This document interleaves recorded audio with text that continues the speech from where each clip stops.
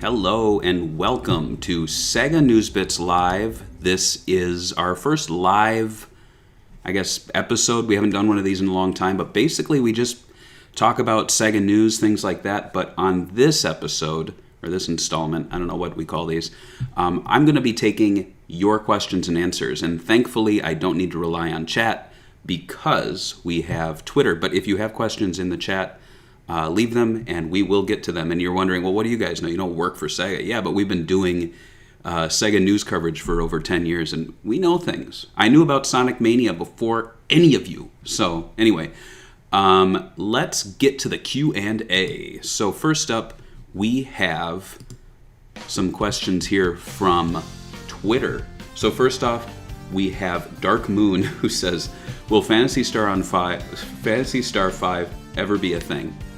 And, I mean, obviously I can't answer that, but I'll be honest, to me I feel like it's a 50-50. If you asked me a few years ago, will there be a Phantasy Star Online 5, or Phantasy Star 5, see I'm getting confused already, I would say no, because Phantasy Star Online is a thing.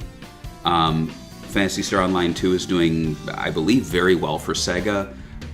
Something like Sonic Mania made me think, okay, so this is doable. They could do this. They haven't made a Sonic Mania 2, so the mere fact that they didn't do that and they kind of farmed out Streets of Rage 4 tells me that they don't internally have an interest in making retro revival sequels of games, especially when it's a franchise that they are very happy to just, collect the money on for the online game.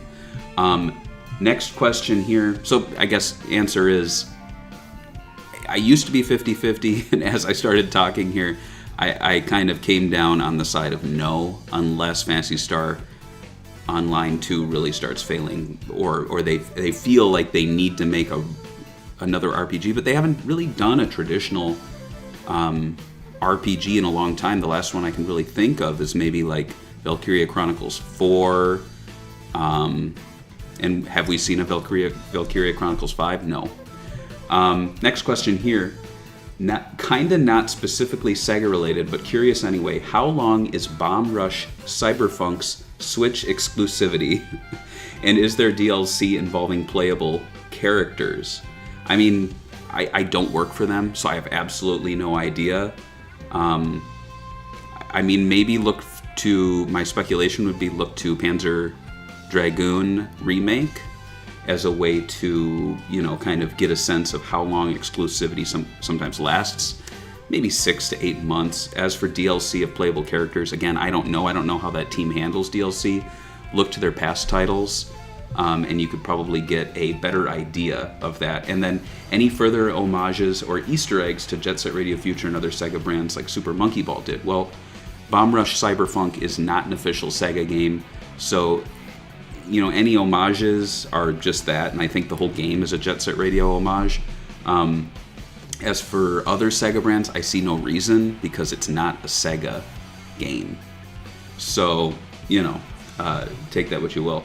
I have a feeling the last parts of the question won't get answered, because spoilers, but I know a lot of folks want it on PC. Okay, well, I mean, that's great. I don't know.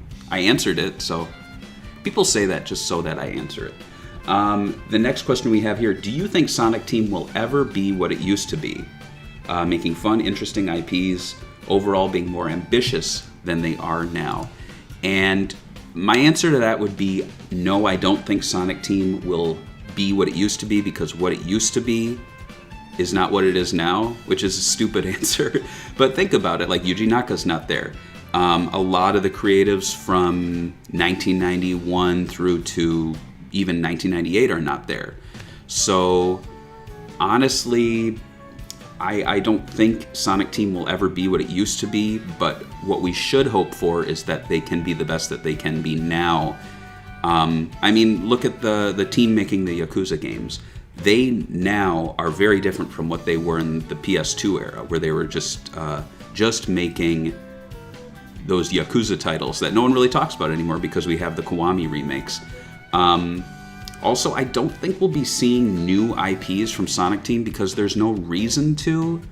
Back in the day, it was because Sega was supporting their own consoles, And I also think, and so they had to have more of a diverse selection of games. I also think that we won't be seeing more Sonic Team making new IPs or returning to stuff like Knights or Samba de Amigo anytime soon, because the people who had that passion for those sorts of projects are not there anymore, and the ones that are creating games that you probably have played and you're not even aware that it was from someone who either was formerly with Sonic Team or has that connection.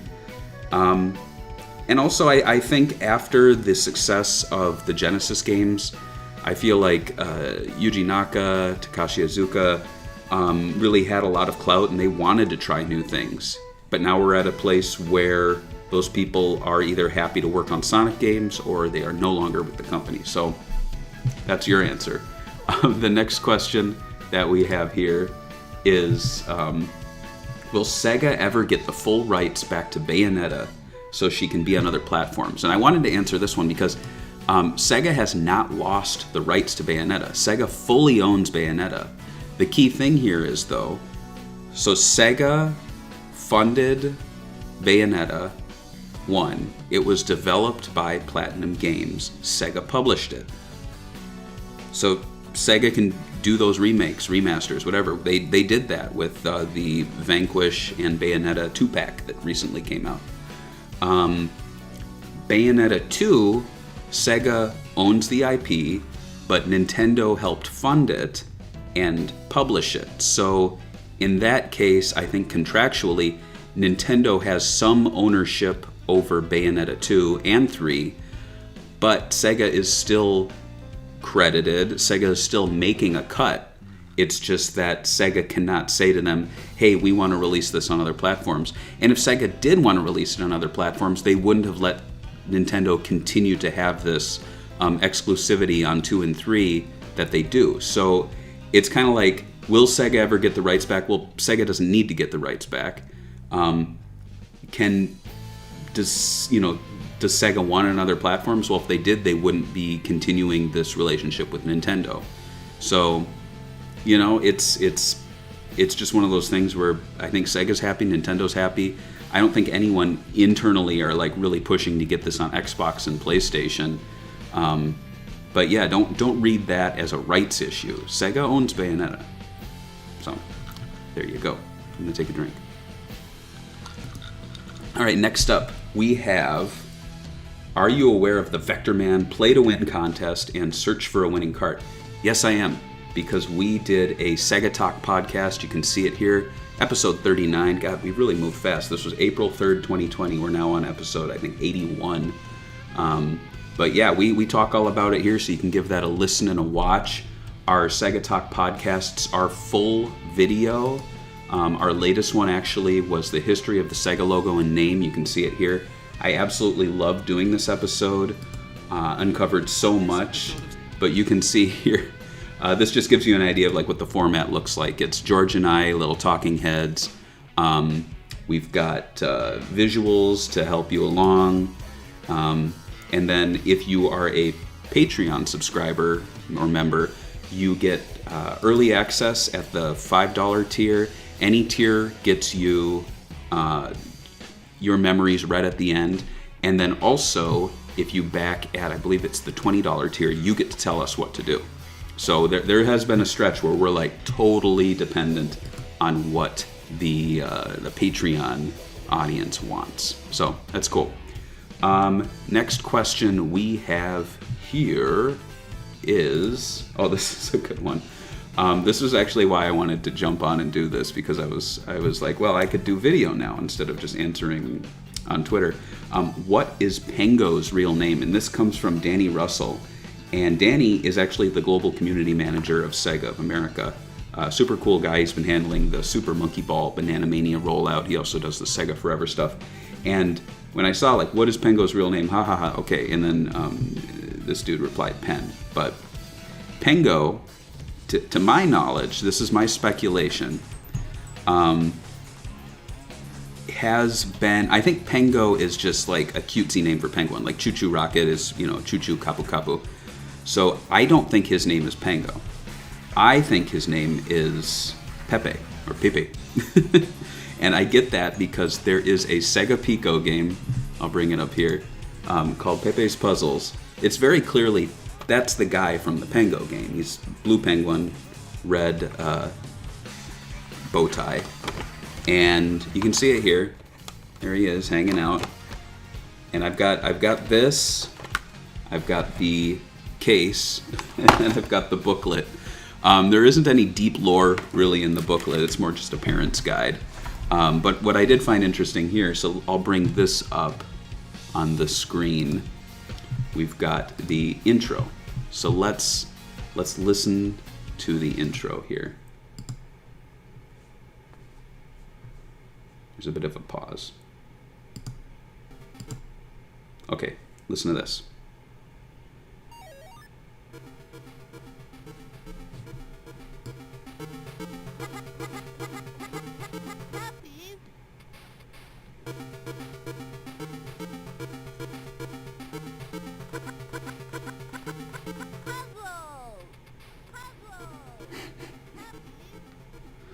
So, it's driving me crazy. So as you can see, Pepe's Puzzles is the name of the game. It stars a penguin who looks like the Pengo penguin, and his name is Pepe the Penguin. So, I think it's Pepe. I'm going to say case closed. I think I know more than the community manager. Just kidding. The next question that we have here is from Captain Toast. I haven't been reading many of these people's names. I always like Connor Boyd, Death Egg 94, Bam Bam. This is probably why I haven't been reading them. Is Sonic still Sega's mascot character? Do they even still need one? Well, yeah, Sonic is still Sega's mascot character. Do they even still need one? Well, I always find it strange when people are like, oh, they should get rid of Sonic as the mascot or stop having a mascot. It's almost like telling a brand, you should have one less really solid brand thing. Like when we did the Sega logo thing, it was like we looked at people who attempted to redesign the Sega logo, and time again they looked terrible. So imagine if you were Sega and you not only stripped yourself of like the logo for a redesign, but you were like, oh, let's just drop Sonic. Like Sonic still sells, guys. Like Super Monkey Ball Banana Mania came out and people were like, oh, there's Sonic DLC. Oh, he's in the trailer. Like, you don't want to lose that. When you have that, you hold on to that if you're a company. Next question we have here. If you could have any Sega arcade exclusive game ported to consoles, what would it be and why? I used to have a lot of games on my wish list for this, but a lot of them came out thanks to the Sega Ages titles, as well as the those like home console cabinets and even the Astro City Mini. I would say probably Planet Harriers. It's a 3D Space Harrier game with Opa Opa in it, and I've only played it a few times. I think it would be awesome if they included this in like a future Yakuza or Judgment game. I really like how they port arcade games to those titles, and it's almost like becomes the home console version that we've long wanted. I was kind of disappointed actually that Sonic the Fighters was in Lost Judgment, just because I feel like they could have spent a little time to like port Planet Harriers or something that we've never seen on console before. Next question we have here is, would Sega make another mini console? I think they should, but what would it be? Well, we've already had the Astro City Mini, we've already had the Genesis Mini. The Game Gear Micro, very bizarrely, was a Japan exclusive. Same with the Astro City Mini. I thought it was very strange that they didn't really give a big American push, and I don't really count the limited run games release for Astro City Mini just because it was just a new box, really. But what would it be? I honestly, I think it would be awesome if they did a Master System one. I know it wasn't popular in America, but I think that thing would sell insanely well in South America because the Master System's popularity there. As far as the games to include on it, you include a ton of Japanese exclusive titles, include the far superior audio on them, and maybe even throw in some Game Gear games, because I mean Game Gear titles in a sense are Master System titles in a lot of ways. So yeah, I would say, would they? I don't know. Should they? Yes. What should it be? A Master System Mini. Next up, how many Puyo could a Puyo pop if a Puyo could pop Puyo? I think, isn't it 3?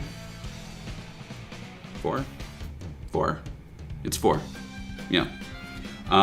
Dear Sega, what is 9 plus 10? Well, I'm not Sega, so I'm not answering that. Sega Bits, get it right. Moonlit asks, you raise from your grave, save some deity's daughter, and what? You go back to your grave? Well, yeah, because if a god is resurrecting you, they can do whatever they want to use you for their own purposes and send you back to your grave. But if you watch, and this is another plug, our Sega Talk Altered Beast episode, we actually talk about the arcade version, which turns out to be a movie. So those are all actors. It's not real. Not only is it not real because it's a video game, it's not real because it's a stage play within a video game. Very Super Mario Brothers 3, I guess. But that about does it for Q&A. Thanks for watching. We're going to be back next week with Sega Talk. We are going to be covering, I believe, Dynamite Ducks, the very crazy arcade game that introduced Bean the Dynamite, who later went on to appear in Sonic the Fighters, and other goodness. And I know there's a lot of Sonic fans going, "Oh, that's not actually the same guy. He's a different animal too." But you know, we'll get into all that. Calm down. You can check us out on Patreon. Like I mentioned, we've got lots of different tiers, and we're going to start rolling out tiers very soon that support the live shows and the Swing and Report show, which will have an episode 100 soonish. I'm trying to lock down a big name guest star, and I'm not talking about like, oh, that one guy who, I don't know, created the adapter for, I don't know, what am I doing? Like, I want to get Sonic, like a Sonic voice actor, or a CEO, or something big. So stay tuned for that. And that's about it. All right, so thanks for watching. More live shows like this are coming soon. We will drop them unsuspectedly, mainly because I just do them now when I have the time. So without further ado, good day, have a good day, and see you next time.